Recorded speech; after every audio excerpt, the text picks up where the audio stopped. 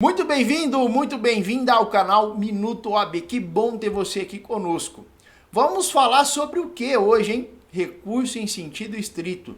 Você sabe quando deve utilizar esse recurso? Ao longo da marcha processual? Uma informação importante também. Esse recurso tem previsão no artigo 581 do Código de Processo Penal, que conta com vários incisos.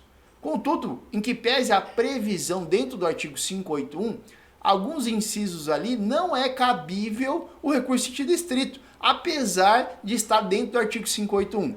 Como as decisões dentro da execução penal. É cabível agravo em execução, mas não o recurso em sentido estrito. E alguém que passa desapercebido vai olhar ali, bom, o artigo 581 consta no rol, então é cabível recurso em sentido estrito. Em que pese consta lá, não é cabível recurso em sentido estrito. Nós vamos conversar hoje sobre as principais situações na qual é cabível o recurso em sentido estrito. Só lembrando, estamos presentes também em outras redes sociais, como o Telegram e o Instagram. Se você quiser nos seguir nessas outras redes sociais, o link para o acesso está aqui na descrição deste vídeo. Na descrição também nós vamos disponibilizar o material PDF que nós já vamos subir aqui na aula. Se quiser ter acesso a esse material PDF, basta clicar no link que também vai estar inserido aqui na descrição do vídeo e nós vamos mandar diretamente para o seu e-mail o material PDF. Sem mais delongas, vamos entrar então na nossa aula.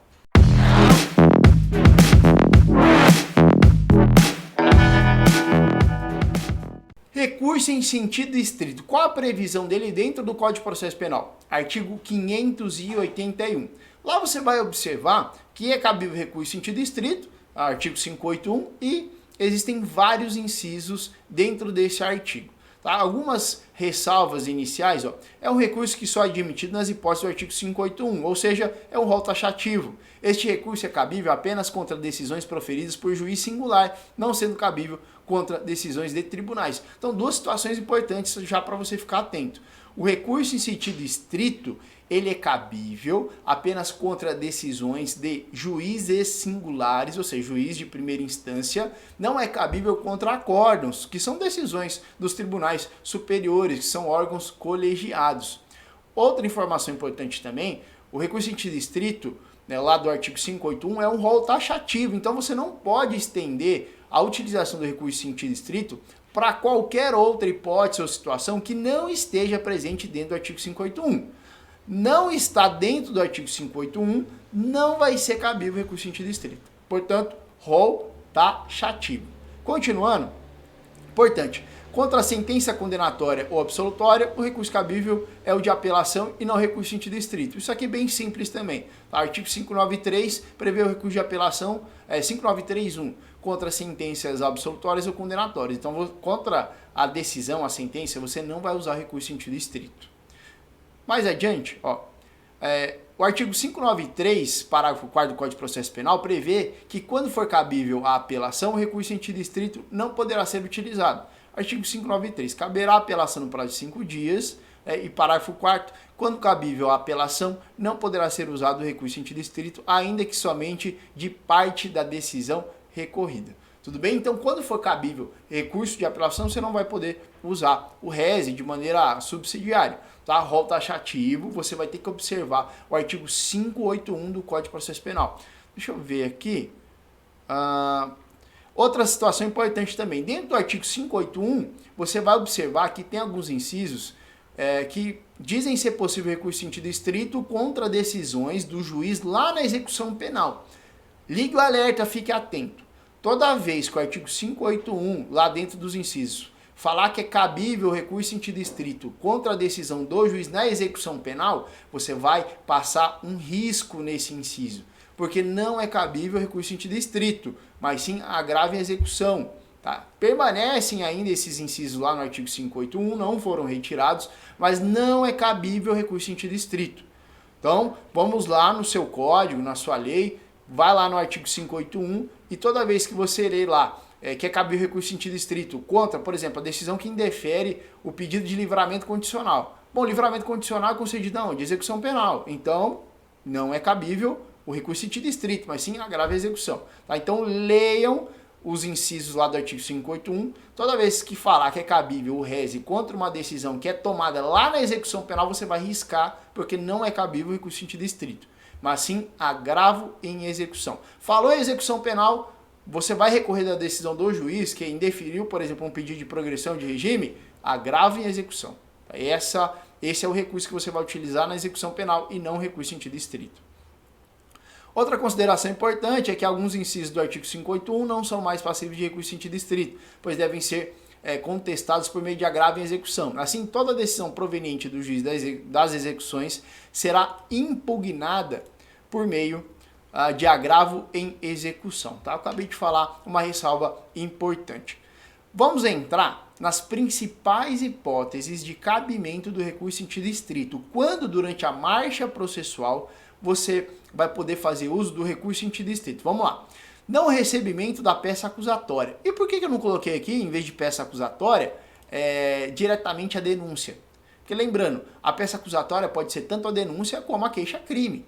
Então, o advogado ele pode ofertar uma peça de acusação, não é exclusivo do Ministério Público, pode na situação da queixa-crime, que é uma ação penal privada, a vítima vai ter que contratar um advogado ou vai ser assistido pela Defensoria Pública e assim vai ter que distribuir uma queixa-crime em desfavor do autor do delito praticado em seu desfavor. Assim, o advogado ele pode sim ofertar essa peça acusatória, pode ser a queixa-crime. Então, por isso eu coloquei de maneira genérica aqui, não recebimento da peça acusatória, pode ser tanto a denúncia como a queixa-crime. O juiz indeferiu, não recebeu, rejeitou a denúncia ou a queixa-crime, é cabível o recurso em sentido estrito.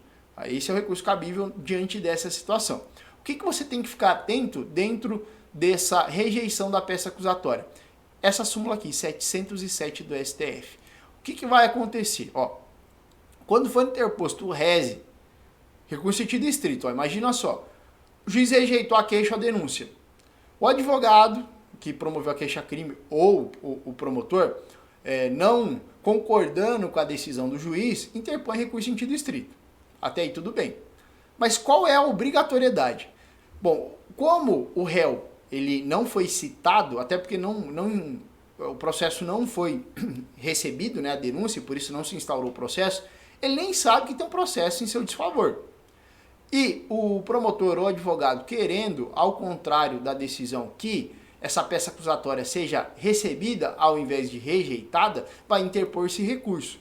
Quando esse recurso, o recurso em sentido estrito, é interposto contra a decisão que rejeita a denúncia, obrigatoriamente a pessoa que estava sendo apontada na denúncia, o denunciado ou o querelado na queixa-crime, ele, em que pese não foi citado, ele tem que ser intimado para apresentar contra-razões ao recurso em sentido estrito. Vou repetir.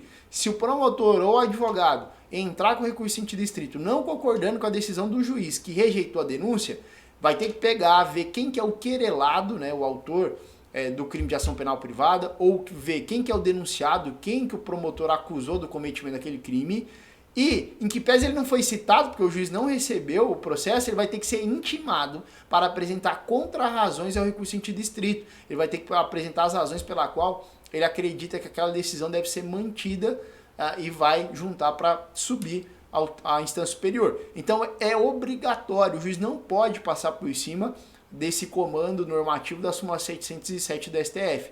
Se isso acontecer na prática, você pode pedir a nulidade ab início do processo por essa falha processual da não intimação do denunciado ou do querelado para apresentar contra-razões ao recurso em sentido estrito.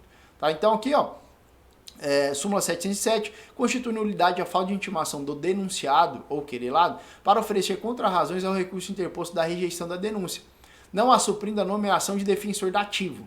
Então, o juiz não pode nomear de plano defensor dativo. Já da decisão que recebe, olha lá, da decisão que... Da decisão que rejeita a denúncia, é cabível recurso em sentido estrito. Tudo bem. E se em vez de rejeitar a denúncia, o juiz recebe.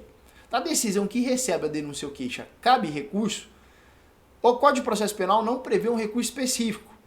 Não há previsão no Código de Processo Penal de qualquer recurso cabível contra a decisão do juiz que recebe a denúncia.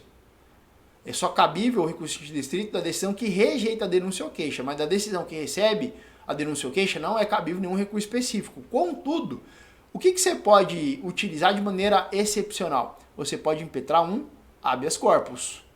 Por que de maneira excepcional? Porque vai ter que preencher alguns requisitos. Você vai ter que demonstrar principalmente a ausência de justa causa para o início do processo. E aí você vai poder tentar atacar essa decisão que rejeita, você vai tentar atacar essa decisão que recebeu a denúncia ou queixa através do habeas corpus, mostrando que não há justa causa para o prosseguimento, para a instauração do processo. Então não existe recurso específico para combater a decisão que recebe a denúncia ou queixa. Tá ruim hoje eu tô... deixa eu tomar uma água. Então não cabe recurso. Não existe um recurso específico, mas pode ser utilizado de maneira excepcional o habeas corpus para tentar o trancamento da ação penal. Tá? A primeira hipótese, então, de cabimento do recurso em sentido estrito é a decisão que rejeita a queixa ou a denúncia. Lembrando, súmula 707 é importante, a parte contrária, o denunciado ou querelado deve ser intimado para apresentar contrarrazões a esse recurso, sob pena de nulidade e não suprindo essa deficiência a nomeação do defensor dativo. Na decisão que recebe, então, a denúncia ou queixa, não cabe um recurso expresso, um recurso, não há no Código de Processo Penal qualquer previsão de um recurso específico, mas é possível utilizar o habeas corpus de maneira excepcional. Segunda hipótese, incompetência do juízo. No direito processual penal, o juiz poderá reconhecer a sua própria incompetência, absoluta ou relativa, conforme prevê o artigo 109 do Código de Processo Penal, sendo cabível recurso em sentido estrito contra essa decisão. O juiz ele pode se declarar incompetente para analisar e julgar o processo por alguma circunstância territorial, por exemplo, o crime foi praticado em outra comarca, então ela seria competente, mas acabou caindo com ele em outra comarca. Então ele pode se declarar incompetente para analisar e julgar o caso, e essa decisão de incompetência pode ser atacada por meio também do recurso em sentido estrito. Essa incompetência aqui, além da territorial, pode cair na questão da desclassificação do tribunal do júri. Quando o juiz desclassifica, ao final da primeira fase, lá no rito tribunal do júri, quando o juiz desclassifica a denúncia para outro crime que não é doloso contra a vida, ele se torna incompetente para julgar. Porque se ele é juiz lá na vara do tribunal do júri, ele só vai julgar crimes dolosos contra a vida. Ele pode entender que não é um crime doloso contra a vida, portanto ele vai exarar uma decisão de desclassificação e vai se declarar incompetente. Não sou competente para julgar porque não é um crime doloso contra a vida. Então nessa situação encaixa também a incompetência do juízo e nessa decisão ao final da primeira fase do tribunal do júri também vai ser cabível o recurso em sentido estrito. Eu vou explicar melhor essa situação aqui na letra C. Pronúncia do acusado. Deixa eu ajeitar aqui. Pronúncia do acusado. O processo que tramita no rito tribunal do júri é segmentado em duas fases. A primeira fase, o juiz vai analisar se tem procedência a denúncia, a acusação, para depois ele ser julgado, caso o juiz venha pronunciar ele, para que ele venha ser julgado pelo tribunal do júri. E contra a decisão que pronuncia o réu, ou seja, que determina que ele seja levado a julgamento perante o tribunal do júri, perante o conselho de sentença, contra essa decisão é cabível o recurso em sentido estrito. Tá? O processo que tramita no rito tribunal do júri é segmentado em duas fases. Na primeira, a sentença não é condenatória e limita-se a 4 decisões possíveis. Quais são essas decisões? Pronúncia de desclassificação ou absolução. Quando o réu é pronunciado, sentença na qual determina que o réu seja julgado pelo tribunal do júri, para combater essa decisão, cabível a interposição de recurso em sentido estrito. Vou explicar melhor aqui. Aqui é o final da primeira fase, tá? O juiz, ao final da primeira fase, ele vai poder exarar 4 decisões. Não existe ao final da primeira fase do tribunal do júri sentença com pena. As 4 decisões possíveis ao juiz ao final da primeira fase, deixa eu colocar aqui. Final, primeira fase, tribunal do júri. Então, ao final aqui da primeira fase, primeira fase, tribunal do júri, o que o juiz vai fazer? Ele vai ficar limitado a essas 4 decisões aqui. Ele pode pronunciar o réu. O que é a pronúncia? Vai determinar que ele seja submetido a julgamento pelo tribunal do júri. Ele pode desclassificar.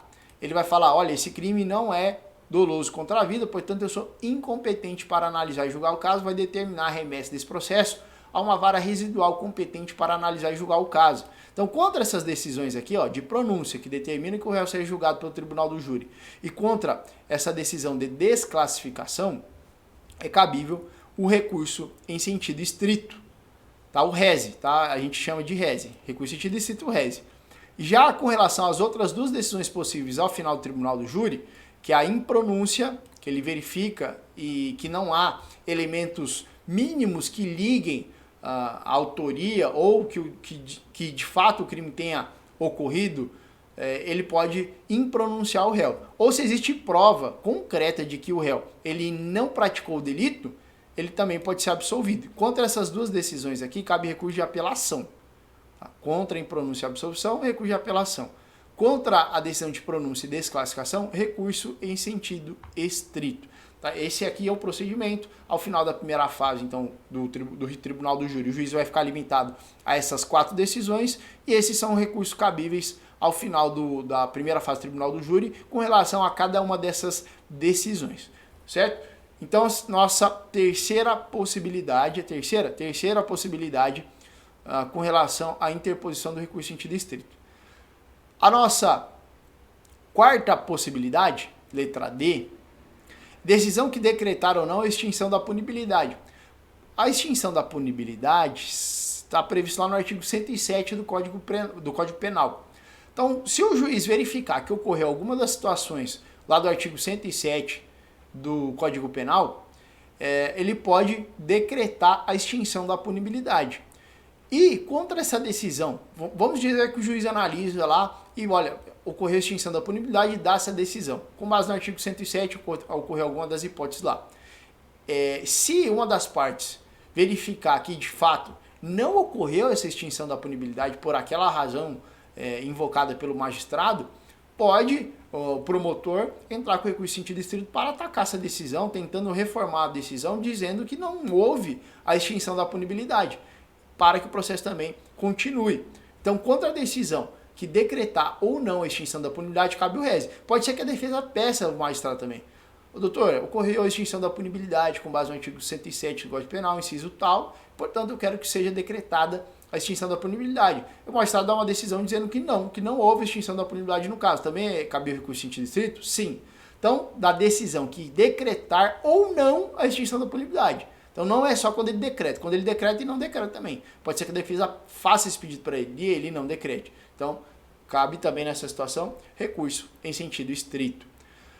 Continuando, da decisão que decretaram a extinção da punibilidade for proferida em outro contexto que não seja da sentença e nem na execução penal, pois nesses últimos casos seria cabível a apelação e o agravo em execução respectivamente. Dessa forma, quando a decisão acerca da extinção da punibilidade for proferida, por exemplo, durante a instrução, será cabível rese. Essa é uma informação importante, tá? Deixa eu destacar ela para vocês.